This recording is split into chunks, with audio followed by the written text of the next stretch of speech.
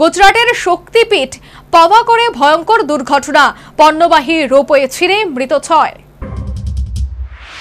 গুজরাটের পাভাগড় বিখ্যাত শক্তিপীঠ। সারা দেশ থেকে বহু পুণ্যার্থী পাভাগড় পাহাড়ের উপরে থাকা এই কালী মন্দিরে পুজো দিতে আসেন। শনিবার সেখানেই ঘটে গেল ভয়ঙ্কর দুর্ঘটনা। একটি পণ্যবাহী রোপওয়ে ছিঁড়ে মৃত্যু হলো 6 জনের। এদিন বিকেলে এই দুর্ঘটনা ঘটেছে বলে জানা গিয়েছে। শুরু হয়েছে উদ্ধার কাজ।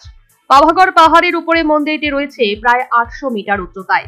তীর্থযাত্রীরা হয় 2000 সিঁড়ি বেয়ে উঠতে পারেন অথবা রোপওয়ে ব্যবহার করে চূড়ায় পৌঁছন। যদিও খারাপ আবহাওয়ার কারণে এদিন সকাল থেকেই বন্ধ ছিল জনসাধারণের ব্যবহারের রোপওয়েটি, দাবি কর্মকর্তাদের। যদিও কর্মীরা ব্যবহার করছিলেন সেটি, তখনই দুর্ঘটনা ঘটে বলে মনে করা হচ্ছে।